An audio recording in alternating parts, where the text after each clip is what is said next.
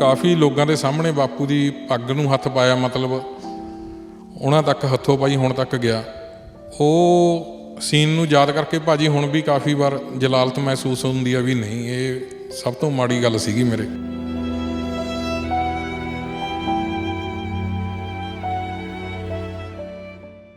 ਤੁਸੀਂ ਦੱਸ ਰਹੇ ਸੀ ਵੀ ਇਹ ਵੀ ਸਮਾਂ ਸੀਗਾ ਕਿ ਜਦੋਂ ਤੁਸੀਂ ਘਰੇ ਇਕੱਲੇ ਹੋ, ਮਾਂ-ਬਾਪ ਖੌਫ 'ਚ ਹੀ ਰਹਿੰਦੇ ਸੀ ਕਿਤੇ ਸਾਨੂੰ ਮਾਰ ਨਾ ਦੇਵੇ।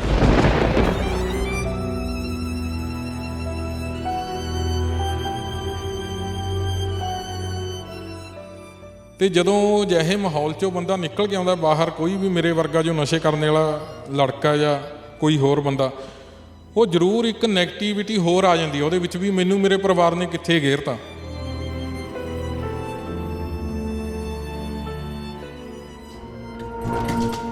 ਅਤੇ ਪੋਲੀਟੀਕਲ ਵੀ ਸਾਡਾ ਕਾਫੀ ਯੂਜ਼ ਹੁੰਦਾ ਰਿਹਾ, ਮਤਲਬ ਸਾਨੂੰ ਬੂਥ ਕੈਪਚਰਿੰਗ ਵਗੈਰਾ ਲਈ ਜੋ ਗਰੁੱਪ ਬਣੇ ਹੁੰਦੇ ਸੀਗੇ ਸਾਡੇ ਵਰਗੇ ਮੁੰਡਿਆਂ ਦੇ, ਇਹੋ ਜਿਹੇ ਬੱਸਾਂ ਲੀਡਰਾਂ ਦੀਆਂ ਆ ਜਾਂਦੀਆਂ ਸੀਗੀਆਂ ਅਤੇ ਸਾਨੂੰ ਆਪਣੇ ਟਿਕਾਣਿਆਂ 'ਤੇ ਲਿਜਾ ਕੇ ਸਵੇਰੇ 4-5 ਵਜੇ ਸਾਨੂੰ ਬਿਲਕੁਲ ਪੂਰਾ ਨਸ਼ੇ ਦੇ ਵਿੱਚ ਅੰਨੇ ਕਰ ਦਿੱਤਾ ਜਾਂਦਾ ਸੀਗਾ। ਬਿਲਕੁਲ ਬੋਰੀਆਂ ਭਰੀਆਂ ਦੇਖੀਆਂ ਜੀ ਸਮੈਕ ਦੀਆਂ ਮੈਂ ਉਸ ਟਾਈਮ ਦੇ ਵਿੱਚ,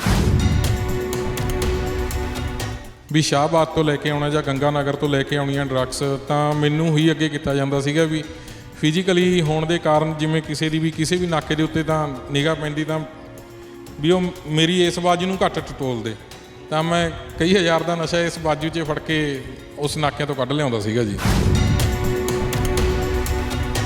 ਕਿ ਮੇਰਾ ਰੂਟੀਨ ਬਣਿਆ ਹੋਇਆ ਸੀਗਾ ਕਿ ਮੈਂ ਜੋ ਕਫ ਸਿਰਪ ਹੈ 3-4 ਉਹ ਪੀਂਦਾ ਸੀਗਾ ਦਿਨ ਦੇ ਵਿੱਚ, ਪਲੱਸ ਸੁਲਫਾ ਅਤੇ ਪਲੱਸ ਭਾਜੀ ਜੋ ਸਮੈਕ ਸੀਗੀ, ਉਹ ਤਿੰਨੇ ਚੀਜ਼ਾਂ ਦਾ ਕੰਬੀਨੇਸ਼ਨ ਮੈਨੂੰ ਨਸ਼ਾ ਕਰਦਾ ਸੀਗਾ। ਜਿਹੜੇ ਖੋਖੇ 'ਤੇ ਬੈਠ ਕੇ ਮੈਂ ਚਾਹ ਪੀਂਦਾ ਸੀਗਾ, ਉੱਥੇ ਬਾਕੀ ਸਾਰੀਆਂ ਚੀਜ਼ਾਂ ਤਾਂ ਮੈਂ ਲੈ ਆਇਆ। ਜਦੋਂ ਚਾਹ ਪੀਣ ਲੱਗਿਆ, ਉਹ ਚਾਹ ਖੋਖੇ ਵਾਲਾ ਕਹਿੰਦਾ ਖਾਤਾ ਚੱਲਦਾ ਸੀਗਾ ਜੀ, ਉਹ ਕਹਿੰਦਾ ਭਰਪੂਰ ਸਿੰਘ ਅੱਜ ਪਹਿਲਾਂ ਪਿਛਲਾ ਕਲੀਅਰ ਹੋ ਜੇ ਤੈਨੂੰ ਤਾਂ ਚਾਹ ਮਿਲੂਗੀ। ਅਤੇ ਜੇਬਾਂ ਖਾਲੀ ਸੀਗੀਆਂ ਭਾਜੀ, ਬਾਕੀ ਸਾਰਾ ਸਮਾਨ ਲੈ ਕੇ। ਅਤੇ ਮੈਂ ਜ਼ਿਆਦਾਤਰ ਸ਼ਿਵਜੀ ਮਹਾਰਾਜ ਨੂੰ ਹੀ ਧਿਆਉਂਦਾ ਰਹਿੰਦਾ ਸੀਗਾ, ਸੁਲਫੇ ਵਿੱਚ ਵੀ ਜਾਂ ਜਿਵੇਂ ਵੀ ਲਗਾ ਲਓ ਵੀ 24 ਘੰਟੇ ਨਾਮ ਉਹਨਾਂ ਦਾ ਲੈਂਦਾ ਰਹਿੰਦਾ ਸੀਗਾ। ਅਤੇ ਇੱਕ ਤਰ੍ਹਾਂ ਜਿਵੇਂ ਆਪਾਂ ਯਾਰ ਦੋਸਤ ਨੂੰ ਗਾਲ ਕੱਢਦੇ ਹਾਂ, ਇੱਦਾਂ 3-4 ਗਾਲਾਂ ਕੱਢ ਕੇ ਮੈਂ ਸੰਬੋਧਨ ਕਰਿਆ ਉੱਪਰ ਨੂੰ ਮੂੰਹ ਕਰਕੇ, ਮੈਂ ਕਿਹਾ ਦੇਖ ਲੈ ਤੇਰੇ ਬੰਦੇ ਨੂੰ ਚਾਹ ਨਹੀਂ ਮਿਲ ਰਹੀ, 24 ਘੰਟੇ ਮੈਂ ਸ਼ਿਵ ਕਰਦਾ ਫਿਰੀ ਜਾਂਦਾ। ਉਹ ਭਾਜੀ ਹਜੇ ਮੈਂ ਚਾਹ ਵਾਲੇ ਖੋਖੇ ਤੋਂ 2 ਡਿੰਗਾ ਅੱਗੇ ਤੁਰਿਆ ਹੋਊਂਗਾ ਅਤੇ ਮੈਨੂੰ ਬਿਲਕੁਲ ਚੱਲਦੇ ਹੋਏ ਰੋਡ ਦੇ ਉੱਤੇ ਬਿਲਕੁਲ ਇੱਕ ਛਾਪ ਕਾਫੀ ਵੱਡੀ, ਉਹ ਚਾਹੇ ਕਿਸੇ ਦੀ ਡਿੱਗੀ ਹੋਵੇ ਜਾਂ ਜਿਵੇਂ ਲਾ ਸਰਕਮਸਟੈਂਸ ਜਿਹੇ ਜਿਹੇ ਬਣੇ ਵੀ ਇੱਥੋਂ ਮੈਂ ਗਾਲ ਕੱਢ ਕੇ ਤੁਰਿਆ ਸੀ ਮਹਾਰਾਜ ਨੂੰ, ਸਾਹਮਣੇ ਮੇਰੇ ਛਾਪ ਪਈ ਭਾਜੀ ਸੋਨੇ ਦੀ। ਸਾਡੀ ਪੂਰੀ ਜੋ 10-12 ਜਣਿਆਂ ਦੀ ਮੰਡਲੀ ਸੀਗੀ, ਉਹਦੇ ਵਿੱਚੋਂ ਭਾਜੀ ਅਸੀਂ 2-3 ਜਾਣੇ ਹੀ ਬਚੇ ਹੋਏ ਹਾਂ, ਬਾਕੀ ਸਾਰੇ ਨਸ਼ੇ ਦੀ ਭੇਟ ਚੜ੍ਹ ਚੁੱਕੇ ਨੇ ਦੋਸਤ ਮੇਰੇ।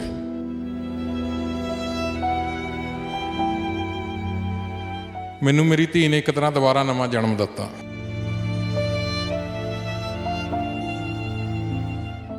ਦੇਖੋ ਜੋ ਸਾਡੇ ਦਾਗ ਨੇ ਭਾਜੀ, ਮੈਂ ਹਮੇਸ਼ਾ ਕਹਿਣਾ ਵੀ ਉਹ ਸਾਫ਼ ਤਾਂ ਨਹੀਂ ਹੋ ਸਕਦੇ ਕਿਸੇ ਵੀ ਤਰ੍ਹਾਂ, ਜੋ ਚਾਹੇ ਅਸੀਂ ਸਮਾਜ ਨੂੰ ਦਿੱਤੇ ਨੇ ਚਾਹੇ ਪਰਿਵਾਰ ਨੂੰ ਦਿੱਤੇ ਨੇ, ਪਰ ਉਹਨਾਂ ਦਾਗਾਂ ਨੂੰ ਫਿੱਕੇ ਕਰਨ ਦੀ ਕੋਸ਼ਿਸ਼ ਦੇ ਵਿੱਚ ਜ਼ਰੂਰ ਲੱਗੇ ਹੋਏ ਆ ਭਾਜੀ।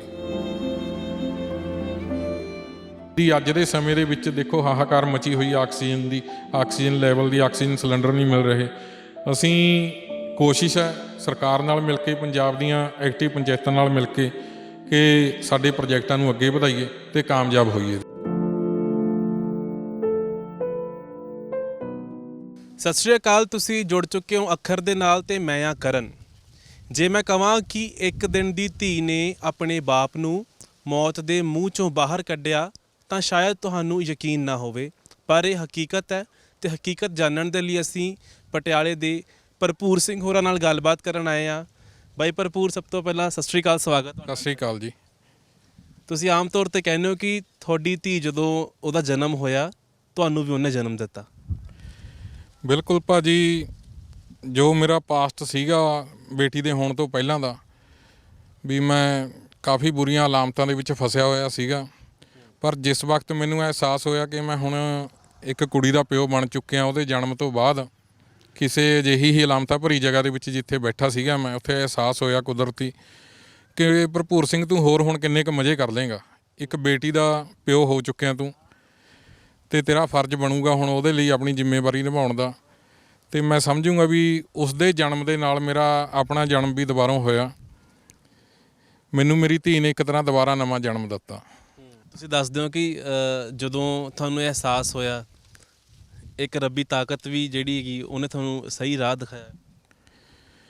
ਬਿਲਕੁਲ ਭਾਜੀ, ਕਿਤੇ ਨਾ ਕਿਤੇ ਆਪਾਂ ਨੂੰ ਕੁਦਰਤ ਹੈ ਜੋ ਆਪਣੀ ਅੰਦਰਲੀ ਅੰਤਰਾਤਮਾ ਹੈ, ਜਦੋਂ ਆਪਾਂ ਕੁਝ ਗਲਤ ਵੀ ਕਰੀਏ ਉਸ ਟਾਈਮ ਵੀ ਇੱਕ ਆਵਾਜ਼ ਆਪਾਂ ਨੂੰ ਲੱਗਦੀ ਹੈ।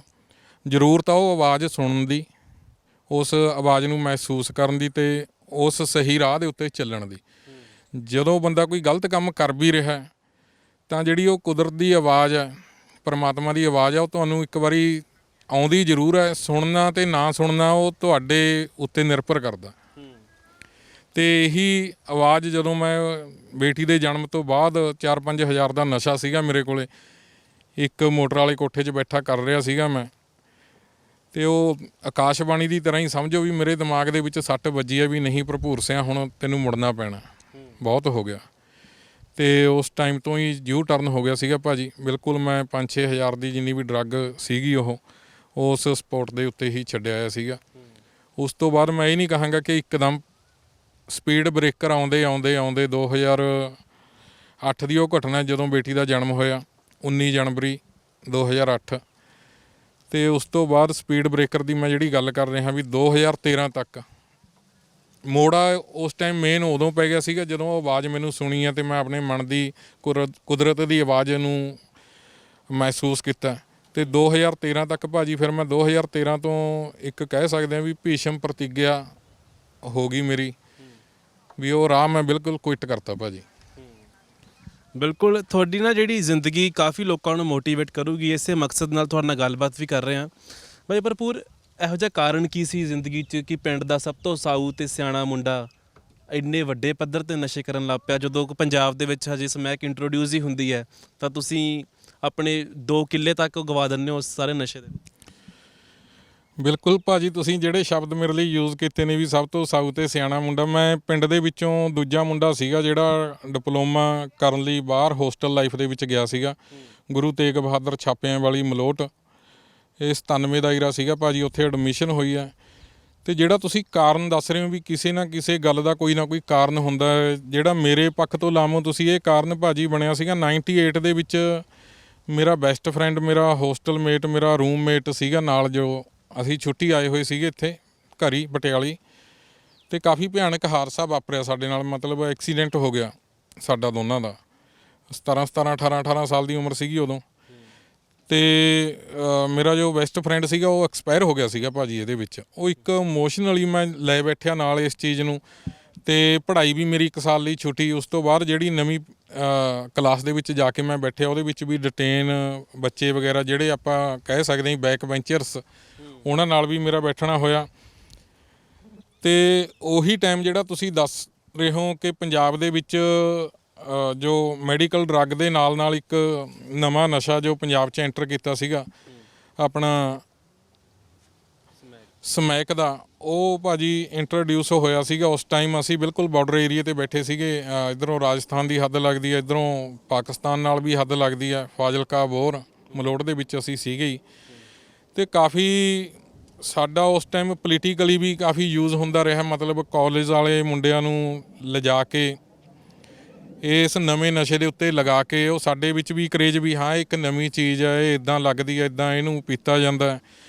ਉਹ ਪੂਰੀ ਦੀ ਪੂਰੀ ਜਨਰੇਸ਼ਨ ਉਸ ਟਾਈਮ ਇਸ ਚਪੇਟ ਦੇ ਵਿੱਚ ਆਈ ਭਾਜੀ, ਇੱਕ ਸਵਾਦ ਦੇ ਵਿੱਚ, ਮਤਲਬ ਨਵੀਂ ਚੀਜ਼ ਹਰੇਕ ਨਸ਼ਾ ਕਰਨ ਵਾਲੇ ਨੂੰ ਦੇਖਣ ਨੂੰ ਮਿਲੀ ਤਾਂ ਉਹ ਇਸ ਦੇ ਉੱਤੇ ਨਿਰਭਰ ਹੁੰਦਾ ਗਿਆ। ਅਤੇ ਪੋਲੀਟੀਕਲ ਵੀ ਸਾਡਾ ਕਾਫੀ ਯੂਜ਼ ਹੁੰਦਾ ਰਿਹਾ, ਮਤਲਬ ਸਾਨੂੰ ਬੂਥ ਕੈਪਚਰਿੰਗ ਵਗੈਰਾ ਲਈ ਜੋ ਗਰੁੱਪ ਬਣੇ ਹੁੰਦੇ ਸੀਗੇ ਸਾਡੇ ਵਰਗੇ ਮੁੰਡਿਆਂ ਦੇ, ਇਹੋ ਜਿਹੇ ਬੱਸਾਂ ਲੀਡਰਾਂ ਦੀਆਂ ਆ ਜਾਂਦੀਆਂ ਸੀਗੀਆਂ ਅਤੇ ਸਾਨੂੰ ਆਪਣੇ ਟਿਕਾਣਿਆਂ 'ਤੇ ਲਿਜਾ ਕੇ ਸਵੇਰੇ 4-5 ਵਜੇ ਸਾਨੂੰ ਬਿਲਕੁਲ ਪੂਰਾ ਨਸ਼ੇ ਦੇ ਵਿੱਚ ਅੰਨੇ ਕਰ ਦਿੱਤਾ ਜਾਂਦਾ ਸੀਗਾ। ਬਿਲਕੁਲ ਬੋਰੀਆਂ ਭਰੀਆਂ ਦੇਖੀਆਂ ਜੀ ਸਮੈਕ ਦੀਆਂ ਮੈਂ ਉਸ ਟਾਈਮ ਦੇ ਵਿੱਚ, ਅਤੇ ਉਹ ਸਾਨੂੰ ਵਰਤਾਇਆ ਜਾਂਦਾ ਸੀਗਾ। ਅਤੇ ਉਸ ਤੋਂ ਬਾਅਦ ਜੋ ਆਪਣੇ ਕੰਮ ਨੇ ਸਾਤੋਂ ਕਰਵਾਏ ਜਾਂਦੇ ਸੀਗੇ ਕਿ ਇੰਨੀ ਭੀੜ ਨੂੰ, ਇੰਨੇ ਯੂਥ ਨੂੰ ਦੇਖ ਕੇ ਜੇ ਕੋਈ ਅੱਗੇ ਸਹੀ ਬੋਲਣ ਵਾਲਾ ਬੰਦਾ ਵੀ ਉਹ ਵੀ ਨਹੀਂ ਬੋਲਦਾ ਸੀਗਾ ਮੌਕੇ ਦੇ ਉੱਤੇ, ਇੰਨੀ ਭੀੜ ਦੇਖ ਕੇ। ਉਹ ਬੂਥ ਕੈਪਚਰਿੰਗ ਵਗੈਰਾ ਸਾਡੇ ਤੋਂ ਕਾਫੀ ਕਰਵਾਈ ਗਈ ਹੈ ਉਸ ਟਾਈਮ ਦੇ ਵਿੱਚ। ਇਹਨਾਂ ਸਾਰੀਆਂ ਚੀਜ਼ਾਂ ਦੇ ਵਿੱਚ ਡਾਕੂਆਂ ਦਾ ਮੁੰਡਾ ਜਿਹਨੂੰ ਕਹਿੰਦੇ ਆ ਮਿੰਟੂ ਵੀ ਤੁਹਾਡੇ ਨਾਲ ਹੀ? ਬਿਲਕੁਲ ਭਾਜੀ, ਮੈਂ ਇਸ ਗੱਲ ਤੋਂ ਕਦੇ ਮੁਨਕਰ ਨਹੀਂ ਹੋ ਸਕਦਾ ਕਿ ਜਿੱਦਾਂ ਮੈਂ ਅੱਜ ਤੁਹਾਨੂੰ ਖੁਦ ਅਪਰੋਚ ਕਰਕੇ ਇੱਕ ਤਰ੍ਹਾਂ ਮੈਂ ਦੱਸਿਆ ਵੀ ਹਾਂ ਮੈਂ ਵੀ ਆਪਣੀ ਇੰਟਰਵਿਊ ਕਰਵਾਉਣਾ ਚਾਹੁੰਦਾ। ਜਿਹੜੀ ਇਹ ਬੈਕਗਰਾਊਂਡ ਬਣਦੀ ਹੈ, ਸਾਨੂੰ ਆਪਣਾ ਪਿਛੋਕੜ ਪਛਾਣਨ ਦੀ ਜਾਂ ਦੱਸਣ ਦੀ, ਲੋਕਾਂ ਅੱਗੇ ਰੱਖਣ ਦੀ ਹਿੰਮਤ ਵੱਧਦੀ ਹੈ। ਉਹ ਵੀਰ ਮਿੰਟੂ ਗੁਰੂਸਰੀਆ ਦੀ ਜੋ ਡਾਕੂਆਂ ਦਾ ਮੁੰਡਾ, ਉਹਨਾਂ ਨੇ ਕਿਤਾਬ ਲਿਖੀ, ਫਿਰ ਮੂਵੀ ਵੀ ਬਣ ਕੇ ਆਈ। ਕਿਤੇ ਨਾ ਕਿਤੇ ਡਾਇਰੈਕਟਲੀ ਇਨਡਾਇਰੈਕਟਲੀ ਜੇ ਹੋਰ ਵੀ ਮੈਂ ਤਾਂ ਕਹਿਣਾ ਜਿਹੜਾ ਮੁੰਡਾ ਆ ਰਿਹਾ ਇਸ ਤਰ੍ਹਾਂ ਦੇ ਪਿਛੋਕੜ ਨੂੰ ਸਮਾਜ ਦੇ ਅੱਗੇ ਰੱਖਣ ਲਈ, ਤਾਂ ਉਹ ਬਿਲਕੁਲ ਇੱਕ ਚਾਨਣ ਮਨਾਰੇ ਦੀ ਤਰ੍ਹਾਂ ਹੀ ਕੰਮ ਕਰ ਰਹੇ ਨੇ। ਉਹਨਾਂ ਨੂੰ ਦੇਖ ਕੇ ਹੀ ਸਾਡੇ ਵਿੱਚ ਇਹ ਹਿੰਮਤ ਆਈ ਹੈ ਕਿ ਨਹੀਂ, ਜੋ ਬੀਤ ਗਿਆ ਸੋ ਬੀਤ ਗਿਆ, ਹੁਣ ਅਸੀਂ ਉਹ ਆਪਣੀ ਅਲਾਮਤ ਤੋਂ ਛੁਟਕਾਰਾ ਪਾ ਚੁੱਕੇ ਹਾਂ ਅਤੇ ਸਮਾਜ ਦੇ ਵਿੱਚ ਮੋਢੇ ਨਾਲ ਮੋਢਾ ਲਾ ਕੇ ਅਸੀਂ ਵੀ ਕੰਮ ਕਰਨਾ। ਇਹ ਸਾਰਾ ਡਰੱਗਸ ਆਸਾਨੀ ਨਾਲ ਮਿਲ ਜਾਂਦੀਆਂ ਸੀ ਜਾਂ ਫਿਰ ਕਹਿੰਦੇ ਕਿ ਕਦੀ ਪੁਲਿਸ ਨੇ ਰੋਕਿਆ ਹੋਵੇ, ਕੋਈ ਡਰ ਲੱਗਾ ਹੋਵੇ ਕਿ ਗਾਂਹ ਨਾਕਾ ਹੈ ਬਾਈ ਇੱਧਰ ਦੀ ਨਹੀਂ ਜਾਣਾ, ਜਾਂ ਪੁਲਿਸ ਦਾ ਡਰ ਰਹਿੰਦਾ ਸੀ ਸਾਰੀਆਂ ਚੀਜ਼ਾਂ ਤੋਂ? ਭਾਜੀ ਮਿਲਣ ਦੀ ਤਾਂ ਗੱਲ ਇਹ ਆ, ਦੇਖੋ ਤੁਸੀਂ ਅੱਜ ਵੀ ਜਿੱਥੇ ਚਾਹਾਂ ਤੁਹਾਨੂੰ ਹਰ ਚੀਜ਼ ਉਪਲਬਧ ਹੈ। ਬਾਕੀ ਜੋ ਤੁਸੀਂ ਘਰੋਂ ਧਾਰ ਕੇ ਨਿਕਲੋ ਇੱਕ ਵਾਰੀ ਜਿਹੜੀ ਚੀਜ਼ ਦੇ ਵਿੱਚ ਵੀ ਹਾਂ ਮੈਂ ਅੱਜ ਇਹ ਕੰਮ ਕਰਨਾ, ਪੋਜ਼ਿਟਿਵ ਜਾਂ ਨੈਗੇਟਿਵ, ਤੁਹਾਨੂੰ ਉੱਦਾਂ ਦੇ ਹੀ ਹਾਲਾਤ ਅੱਗੇ ਮਿਲਣਗੇ ਮਤਲਬ। ਅਤੇ ਜਿਹੜੀ ਤੁਸੀਂ ਗੱਲ ਕਰਿਆ ਵੀ ਪੁਲਿਸ ਦੀ ਜਾਂ ਉਹਦੀ, ਮੈਂ ਦੱਸਣਾ ਚਾਹਾਂਗਾ ਉਸ ਟਾਈਮ ਦਾ ਵੀ ਜੋ ਮੇਰੇ ਹੱਥ ਫਿਜ਼ੀਕਲੀ ਮੇਰੇ 'ਚ ਸੀਗੀ 60% ਮੇਰਾ ਹੱਥ ਐਕਸੀਡੈਂਟ 'ਚ ਡੈਮੇਜ ਹੋਇਆ ਸੀਗਾ। ਉਹ ਜਿੰਨੀ ਵੀ ਮੰਡਲੀ ਸੀਗੀ ਮੇਰੇ ਦੋਸਤਾਂ ਦੀ, ਉਹ ਮੈਨੂੰ ਇਹ ਕਹਿੰਦੀ ਸੀਗੀ ਪੈਸੇ ਇਕੱਠੇ ਕਰਕੇ ਵੀ ਸ਼ਾਹਬਾਦ ਤੋਂ ਲੈ ਕੇ ਆਉਣਾ ਜਾਂ ਗੰਗਾ ਨਗਰ ਤੋਂ ਲੈ ਕੇ ਆਉਣੀਆਂ ਡਰੱਗਸ, ਤਾਂ ਮੈਨੂੰ ਹੀ ਅੱਗੇ ਕੀਤਾ ਜਾਂਦਾ ਸੀਗਾ ਵੀ ਫਿਜ਼ੀਕਲੀ ਹੋਣ ਦੇ ਕਾਰਨ ਜਿਵੇਂ ਕਿਸੇ ਦੀ ਵੀ ਕਿਸੇ ਵੀ ਨਾਕੇ ਦੇ ਉੱਤੇ ਤਾਂ ਨਿਗਾਹ ਪੈਂਦੀ ਤਾਂ ਵੀ ਉਹ ਮੇਰੀ ਇਸ ਬਾਜੂ ਨੂੰ ਘੱਟ ਟਟੋਲਦੇ, ਤਾਂ ਮੈਂ ਕਈ ਹਜ਼ਾਰ ਦਾ ਨਸ਼ਾ ਇਸ ਬਾਜੂ 'ਚ ਫੜ ਕੇ ਉਸ ਨਾਕਿਆਂ ਤੋਂ ਕੱਢ ਲਿਆਉਂਦਾ ਸੀਗਾ ਜੀ। ਇਸ ਤਰ੍ਹਾਂ ਦੇ ਕਾਫੀ ਐਕਸਪੀਰੀਅੰਸ ਜੁੜੇ ਹੋਏ ਨੇ। ਅਤੇ ਇੱਕ ਡਰ ਵੀ ਹੁੰਦਾ ਸੀਗਾ ਵੀ ਹਾਂ ਕਿਤੇ ਫਸ ਨਾ ਜਾਈਏ, ਪਰ ਉਸ ਟਾਈਮ ਜੋ ਉਮਰ ਹੁੰਦੀ ਹੈ ਜਾਂ ਲਗਾ ਲਓ ਆਪਣਾ ਜੀਵਨ ਬਤੀਤ ਰਿਹਾ ਹੁੰਦਾ, ਚੱਲ ਰਿਹਾ ਹੁੰਦਾ, ਉਸ ਟਾਈਮ ਇਹਨਾਂ ਗੱਲਾਂ ਦੀ ਬੰਦਾ ਜ਼ਿਆਦਾ ਫਿਕਰ ਨਹੀਂ ਕਰਦਾ ਜੀ। ਉਹਨੂੰ ਪਤਾ ਹੀ ਨਹੀਂ ਹੁੰਦਾ ਜੀ ਮੇਰਾ ਅੱਗੇ ਭਵਿੱਖ ਕੀ ਖਰਾਬ ਹੋ ਸਕਦਾ ਇਹਦੇ ਨਾਲ। ਇਸ ਤਰ੍ਹਾਂ ਦਾ ਲਾਈਫ ਦੇ ਵਿੱਚ ਇਸ ਦੌਰਾਨ ਸਭ ਤੋਂ ਮਾੜਾ ਐਕਸਪੀਰੀਅੰਸ ਕਿਹੜਾ ਰਿਹਾ? ਭਾਜੀ ਵੈਸੇ ਤਾਂ ਪਿੱਛੇ ਮੁੜ ਕੇ ਦੇਖੀਏ ਤਾਂ ਜੋ 2008 ਤੋਂ ਲੈ ਕੇ 13 ਤੱਕ ਦਾ ਜੋ ਸਮਾਂ ਬਣਦਾ ਉਹ ਸਾਰਾ ਹੀ ਮਾੜਾ ਗਿਣਾਂਗਾ ਮੈਂ ਆਪਣੀ ਜ਼ਿੰਦਗੀ ਦਾ। ਅਤੇ ਉਸ ਦੇ ਵਿੱਚ ਵੀ ਮੈਂ ਸਭ ਤੋਂ ਇੱਕ ਜਿਹੜੇ ਮੈਨੂੰ ਹੁਣ ਵੀ ਜਲਾਲਤ ਦੇ ਦਿੰਦੇ ਨੇ ਪਲ, ਮੈਂ ਸਮਝਦਾ ਜੀ ਮੈਂ ਮੇਰੇ ਬਾਪੂ ਦੇ ਗਲ ਪਿਆ ਸੀਗਾ ਕਿਸੇ ਟਿਕਾਣੇ ਤੋਂ। ਮੈਨੂੰ ਉਹ ਕਿਸੇ ਯਾਰ ਦੋਸਤ ਦੇ ਨਾਲ ਮੈਨੂੰ ਠਾਲਣ ਆਇਆ ਸੀਗਾ, ਲਿਜਾਣ ਆਇਆ ਸੀਗਾ ਰਾਤ ਨੂੰ ਘਰੇ ਵੀ ਆ ਚੱਲ ਹੁਣ ਘਰੇ ਚੱਲਦੇ ਹਾਂ। ਉਸ ਟਾਈਮ ਮੈਂ ਕਾਫੀ ਲੋਕਾਂ ਦੇ ਸਾਹਮਣੇ ਬਾਪੂ ਦੀ ਪੱਗ ਨੂੰ ਹੱਥ ਪਾਇਆ, ਮਤਲਬ ਉਹਨਾਂ ਤੱਕ ਹੱਥੋਂ ਪਾਈ ਹੁਣ ਤੱਕ ਗਿਆ। ਉਹ ਸੀਨ ਨੂੰ ਯਾਦ ਕਰਕੇ ਭਾਜੀ ਹੁਣ ਵੀ ਕਾਫੀ ਵਾਰ ਜਲਾਲਤ ਮਹਿਸੂਸ ਹੁੰਦੀ ਆ ਵੀ ਨਹੀਂ, ਇਹ ਸਭ ਤੋਂ ਮਾੜੀ ਗੱਲ ਸੀਗੀ ਮੇਰੇ ਪੂਰੇ ਜੋ 13-14 ਸਾਲ ਦਾ ਬਣਦਾ ਏਰਾ। ਇਹ ਚੀਜ਼ਾਂ ਭਾਵੁਕ ਕਰਦੀਆਂ ਹੋਣਗੀਆਂ? ਹਾਂਜੀ ਭਾਜੀ, ਇਮੋਸ਼ਨਲ ਜਾਂ ਤੁਸੀਂ ਭਾਵੁਕ ਕਹਿੰਦੇ ਹੋ ਇਸ ਚੀਜ਼ ਨਾਲ ਹੋ ਜਾਂਦਾ, ਪਰ ਦੇਖੋ ਜੋ ਸਾਡੇ ਦਾਗ ਨੇ ਭਾਜੀ, ਮੈਂ ਹਮੇਸ਼ਾ ਕਹਿਣਾ ਵੀ ਉਹ ਸਾਫ਼ ਤਾਂ ਨਹੀਂ ਹੋ ਸਕਦੇ ਕਿਸੇ ਵੀ ਤਰ੍ਹਾਂ, ਜੋ ਚਾਹੇ ਅਸੀਂ ਸਮਾਜ ਨੂੰ ਦਿੱਤੇ ਨੇ ਚਾਹੇ ਪਰਿਵਾਰ ਨੂੰ ਦਿੱਤੇ ਨੇ,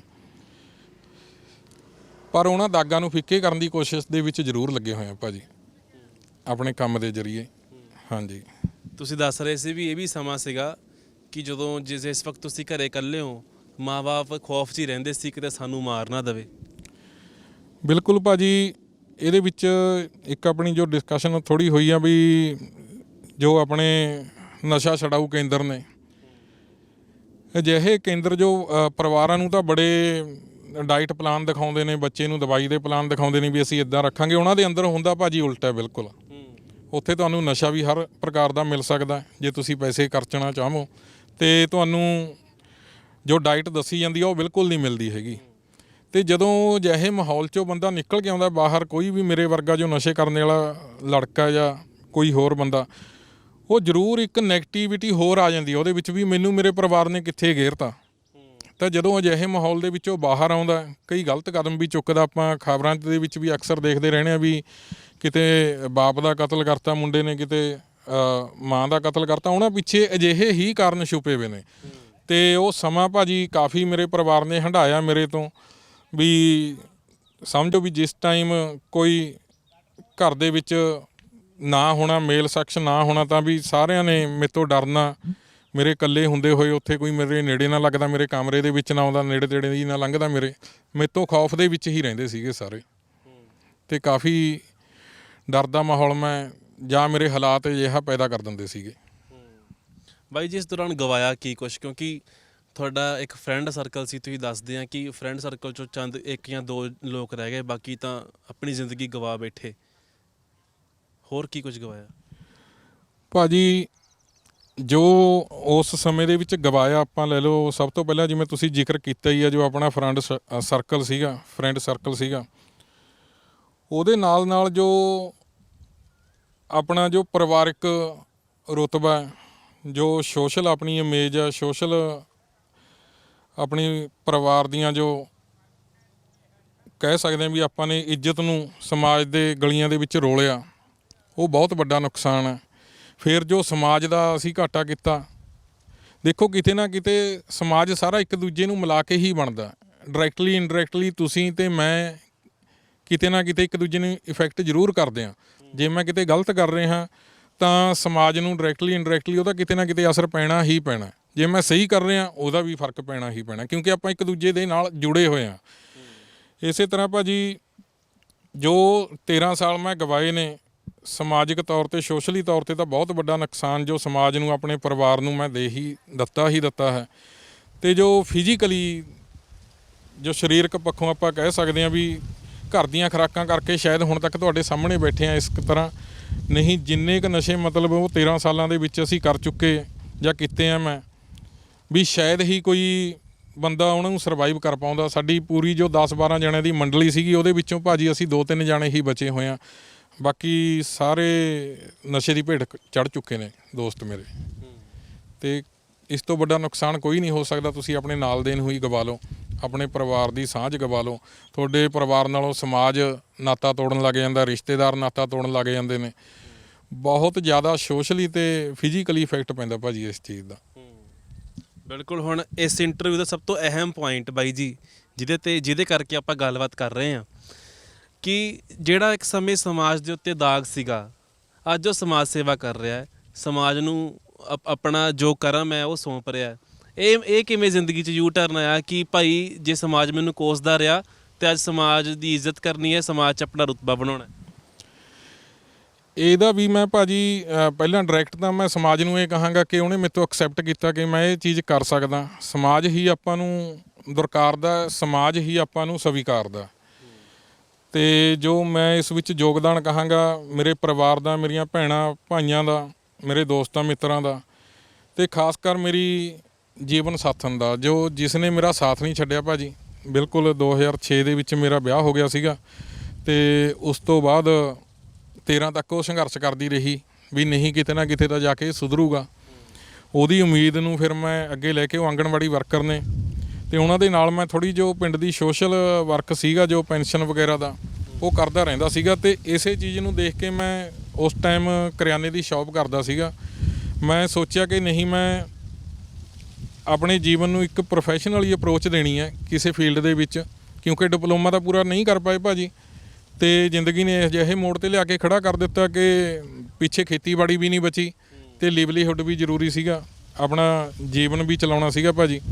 ਅਤੇ ਦੁਕਾਨ ਦੇ ਉੱਤੋਂ ਪੂਰਾ ਨਹੀਂ ਪੜ੍ਹ ਰਿਹਾ ਸੀਗਾ, ਅਤੇ ਮੈਂ ਸੋਚਿਆ ਵੀ ਕੋਈ ਨਾ ਕੋਈ ਆਪਾਂ ਨੂੰ ਪ੍ਰੋਫੈਸ਼ਨਲੀ ਆਪਣੇ ਕੋਲ ਕੁਛ ਅਜਿਹੀ ਐਜੂਕੇਸ਼ਨ ਹੋਣੀ ਚਾਹੀਦੀ ਹੈ ਜਿਹਦੇ ਨਾਲ ਮੈਂ ਆਪਣੇ ਪੁਰਾਣੇ ਦਾਗ ਵੀ ਸਾਫ਼ ਕਰ ਸਕਾਂ ਅਤੇ ਆਪਣਾ ਜੀਵਨ ਵੀ ਨਿਰਵਾਹ ਕਰ ਸਕਾਂ। ਅਤੇ ਇਹਦੇ ਲਈ ਹੀ ਭਾਜੀ ਮੇਰਾ ਦੋਸਤ ਸੀਗਾ ਇੱਕ, ਅੱਜ PhD ਆ, ਉਹ ਪੰਜਾਬੀ ਯੂਨੀਵਰਸਿਟੀ ਦੇ ਵਿੱਚ ਜੋਬ ਕਰ ਰਿਹਾ, 10ਵੀਂ ਤੱਕ ਕਲਾਸਮੇਟ ਰਿਹਾ ਮੇਰਾ। ਉਹ ਤੋਂ ਮੈਂ ਸਲਾਹ ਮੰਗੀ ਕਿ ਆਦਰਸ਼ਪ੍ਰੀਤ ਨਾਮ ਆ ਉਹਨਾਂ ਦਾ, ਕਿ ਭਾਜੀ ਮੈਨੂੰ ਦੱਸੋ ਕਿ ਮੈਂ ਹੁਣ ਕੀ ਕਰ ਸਕਦਾ ਜੀਵਨ ਦੇ ਵਿੱਚ, ਜਿਹਦੇ ਵਿੱਚ ਮੇਰੀ ਜੋ ਉਮਰ ਵੀ ਨਾ ਆੜੇ ਆਵੇ ਅਤੇ ਮੈਨੂੰ ਅਰਨਿੰਗ ਵੀ ਹੋਵੇ। ਕੋਈ ਅਜਿਹਾ ਫੀਲਡ ਦੱਸੋ ਜਿਹਦੇ ਮੈਂ ਸਟੱਡੀ ਕਰ ਸਕਾਂ। ਤਾਂ ਭਾਜੀ ਉਹਨਾਂ ਨੇ ਮੈਨੂੰ ਸੋਸ਼ਲ ਵਰਕ ਦੀ ਜੋ ਬੈਚਲਰ ਆ ਉਹਨਾਂ ਦੀ ਫੀਸ ਭਰਵਾਈ ਉਹਨਾਂ ਨੇ। ਤਾਂ ਮੈਂ ਸੋਸ਼ਲ ਵਰਕ ਦੀ ਗ੍ਰੈਜੂਏਸ਼ਨ ਦੇ ਦੌਰਾਨ ਹੀ ਮੈਨੂੰ ਫੀਲਡ ਦੇ ਵਿੱਚ ਇੱਕ ਜੋਬ ਮਿਲ ਗਈ ਸੀਗੀ, ਅਤੇ ਇੱਦਾਂ ਮੇਰਾ ਜੋ ਪ੍ਰੋਫੈਸ਼ਨਲੀ ਜੀਵਨ ਆ ਉਹ ਸ਼ੁਰੂ ਹੋਇਆ social worker the. But as a professional ਦੇਖੋ, ਸਮਾਜਿਕ ਸੇਵਾ ਤਾਂ ਹਰ ਕੋਈ ਕਰ ਸਕਦਾ, ਇਸ ਨੂੰ ਵੀ ਮੈਂ ਲੈ ਕੇ ਚੱਲਦਾ ਵੀ ਐਜ ਏ ਪ੍ਰੋਫੈਸ਼ਨ, ਜਿੱਦਾਂ ਕੋਈ ਵਕੀਲ ਆਪਣੀ ਸਰਵਿਸ ਦਿੰਦਾ ਜਾਂ ਕੋਈ ਡਾਕਟਰ ਆਪਣੀ ਸਰਵਿਸ ਦਿੰਦਾ, ਇੱਦਾਂ ਹੀ ਅਸੀਂ ਜੋ ਪ੍ਰੋਫੈਸ਼ਨਲ ਸੋਸ਼ਲ ਵਰਕਰ ਆ ਸਮਾਜ ਨੂੰ ਆਪਣੀ ਸਰਵਿਸ ਦੇ ਸਕਦੇ ਹਾਂ ਟੈਕਨੀਕਲੀ, ਇੱਕ ਡਿਗਰੀ ਅਰਨ ਕਰਕੇ, ਇੱਕ ਢੰਗ ਤਰੀਕੇ ਨਾਲ।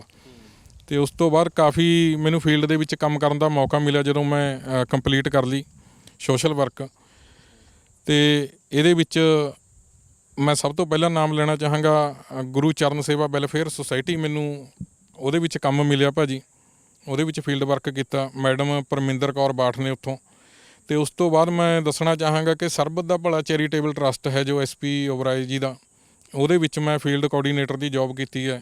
ਪੈਨਸ਼ਨ ਵਿੰਗ ਦੇ ਵਿੱਚ ਮੈਂ ਕਾਫੀ, ਮੈਨੂੰ ਪੰਜਾਬ ਘੁੰਮਣ ਦਾ ਮੌਕਾ ਮਿਲਿਆ ਉਹਨਾਂ ਦੇ ਨਾਲ ਕੰਮ ਕਰਨ ਲੱਗੇ।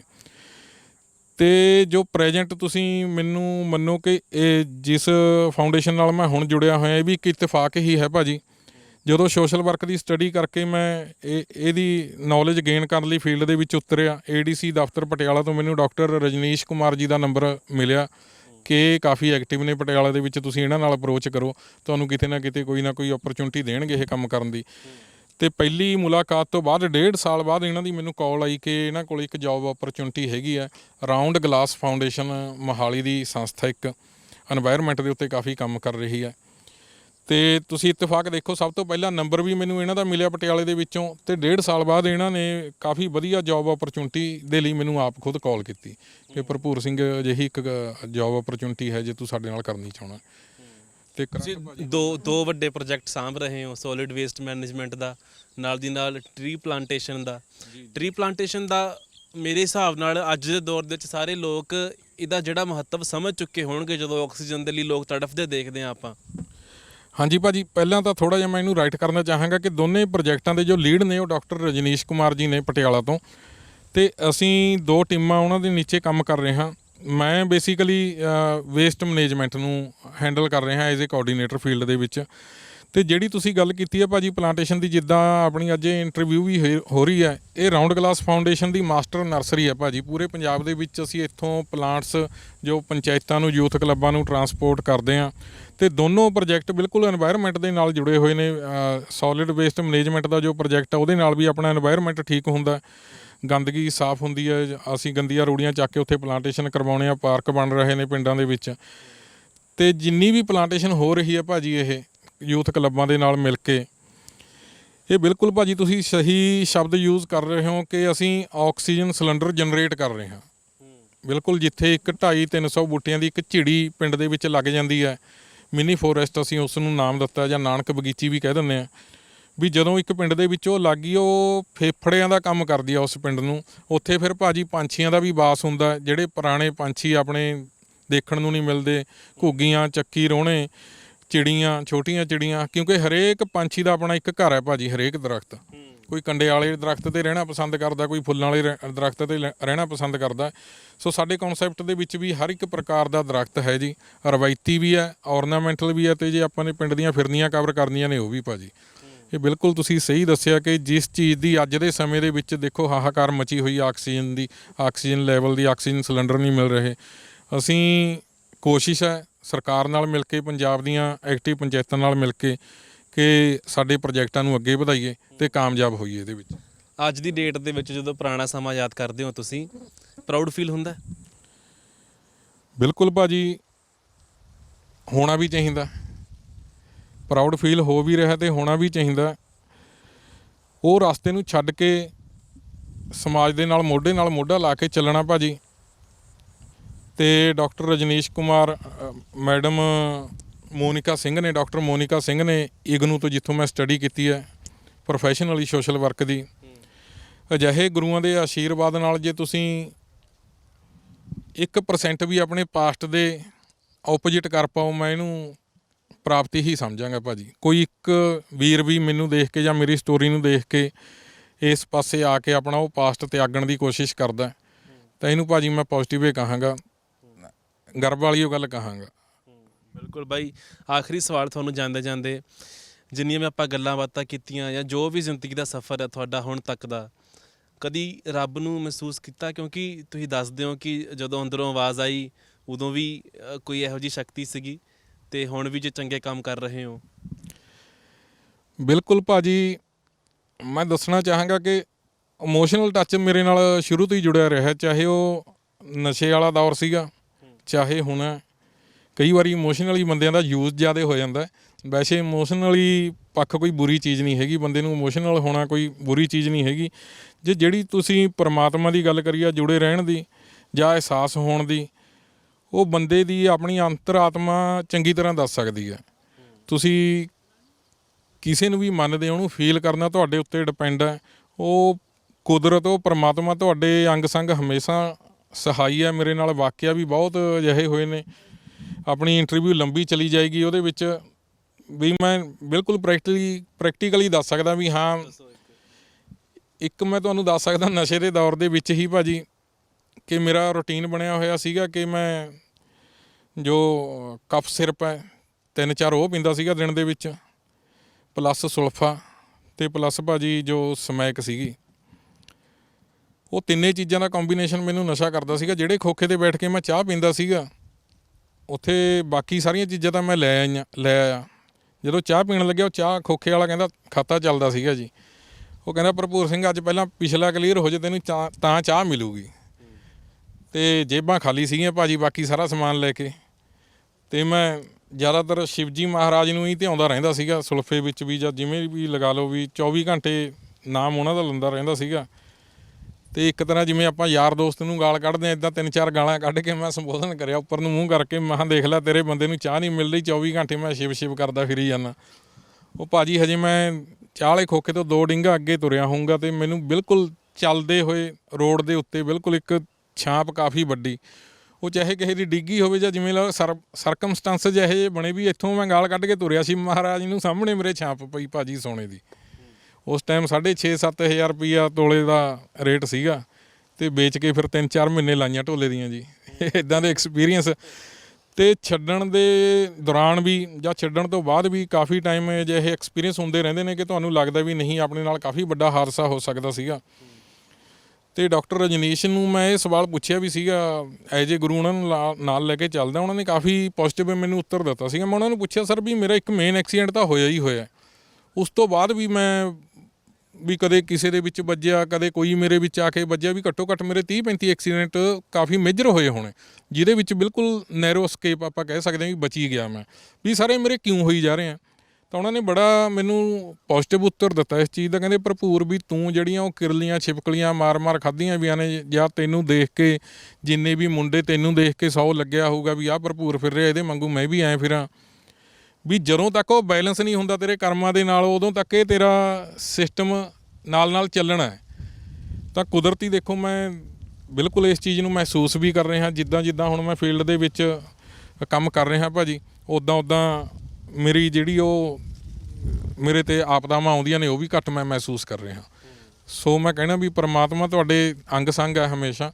ਤੁਸੀਂ ਆਪਣਾ ਇੱਕ ਸਹੀ ਰਾਹ ਦੇ ਉੱਤੇ ਚੱਲੋ, ਉਹ ਤੁਹਾਡੇ ਅੰਗ ਸੰਗ ਹੀ ਰਹੇਗਾ। ਆਖਰ 'ਚ ਜਿਹੜੇ ਤੁਹਾਨੂੰ ਦੇਖ ਰਹੇ ਹੋਣਗੇ, ਕੀ ਕਹਿੰਦੇ ਉਹਨਾਂ ਨੂੰ ਆਪਣੀ ਆਖਰੀ ਗੱਲ ਕੀ ਹੈ? ਦੇਖੋ ਭਾਜੀ, ਮੈਂ ਆਪਣੇ ਆਪ ਨੂੰ ਕੋਈ ਹਜੇ ਕਿਸੇ ਨੂੰ ਕਹਿਣ ਜੋਗਾ ਮੈਂ ਸਮਝਦਾ ਨਹੀਂ ਮੈਂ ਹੋ ਗਿਆ ਜਾਂ ਹੋ ਜਾਊਂਗਾ। ਲੇਕਿਨ ਆਪਾਂ ਇੱਕ ਦੂਜੇ ਦੇ ਤਜਰਬਿਆਂ ਤੋਂ ਸਿੱਖਦੇ ਹਾਂ। ਤੁਹਾਡਾ ਤਜਰਬੇ ਰਾਹੀਂ ਜਿਹੜੇ ਤੁਹਾਨੂੰ ਦੇਖ ਰਹੇ ਨੇ ਜਾਂ ਫਿਰ ਉਹੋ ਜਿਹੀ ਜ਼ਿੰਦਗੀ ਜੀਂਦੇ ਹੋਣਗੇ ਜਿਹੜਾ ਤੁਹਾਡਾ ਪਾਸਟ ਹੈ, ਕੀ ਕਹਿੰਦੇ ਹੋ? ਹਾਂ ਭਾਜੀ, ਇਹ ਮੈਂ ਜ਼ਰੂਰ ਕਹਿ ਸਕਦਾ। ਦੇਖੋ ਜਿੱਦਾਂ ਕਾਉਂਸਲਿੰਗ ਹੈ, ਇੱਕ ਨਸ਼ੇ ਦੇ ਵਿੱਚੋਂ ਨਿਕਲਣਾ, ਉਹਨੂੰ ਸਮਾਜਿਕ ਤੌਰ ਦੇ ਉੱਤੇ ਕੀ ਲੋੜ ਹੁੰਦੀ ਹੈ, ਪਰਿਵਾਰਕ ਤੌਰ ਦੇ ਉੱਤੇ ਇੱਕ ਨਸ਼ੇੜੀ ਨੂੰ ਕੀ ਲੋੜ ਹੁੰਦੀ ਹੈ ਜਦੋਂ ਨਸ਼ੇ 'ਚੋਂ ਬਾਹਰ ਨਿਕਲਣਾ ਹੈ, ਉਹਦੇ ਕੀ ਐਕਸਪੀਰੀਅੰਸ ਹੋ ਸਕਦੇ ਨੇ, ਕੀ ਸਰੀਰਕ ਤੋੜ ਹੋ ਸਕਦੇ ਨੇ। ਮੈਂ ਔਨ ਕੈਮਰਾ ਤੁਹਾਡੇ ਸਾਹਮਣੇ ਇਸ ਚੀਜ਼ ਦੀ ਮੈਂ ਤੁਹਾਨੂੰ ਵੀ ਰਿਕੁਐਸਟ ਕਰਾਂਗਾ ਕਿ ਮੇਰਾ ਨੰਬਰ ਵੀ ਨੀਚੇ ਫਲੈਸ਼ ਕੀਤਾ ਜਾਵੇ। ਮੇਰਾ ਨੰਬਰ ਹੈ ਜੀ 95-308 31558, ਭਰਪੂਰ ਸਿੰਘ ਪਟਿਆਲਾ ਤੋਂ। ਰਾਊਂਡ ਗਲਾਸ ਫਾਊਂਡੇਸ਼ਨ ਦੇ ਵਿੱਚ ਮੈਂ ਐਜ਼ ਏ ਫੀਲਡ ਕੋਆਰਡੀਨੇਟਰ ਹੁਣ ਜੋਬ ਕਰ ਰਿਹਾ।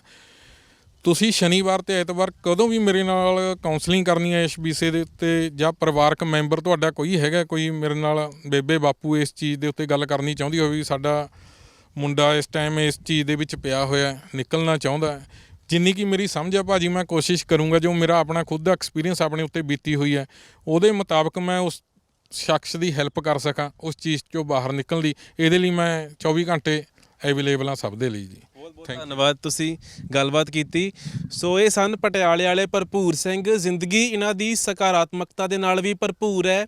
ਉਮੀਦ ਕਰਦੇ ਹਾਂ ਕਿ ਤੁਸੀਂ ਇਸ ਜ਼ਿੰਦਗੀ 'ਚੋਂ, ਇਸ ਕਹਾਣੀ 'ਚੋਂ ਬਹੁਤ ਕੁਝ ਸਿੱਖਿਆ ਹੋਵੇਗਾ। ਜੇਕਰ ਕੋਈ ਬੰਦਾ ਇਹੋ ਜਿਹੀਆਂ ਤੋਹਮਤਾਂ ਦੇ ਨਾਲ ਜੂਝ ਰਿਹਾ ਹੈ, ਉਹ ਆਪਣੇ ਆਪ ਨੂੰ ਬਾਹਰ ਕੱਢਣ ਦੇ ਲਈ ਇਹਨਾਂ ਦੀ ਮਦਦ ਵੀ ਲਏਗਾ।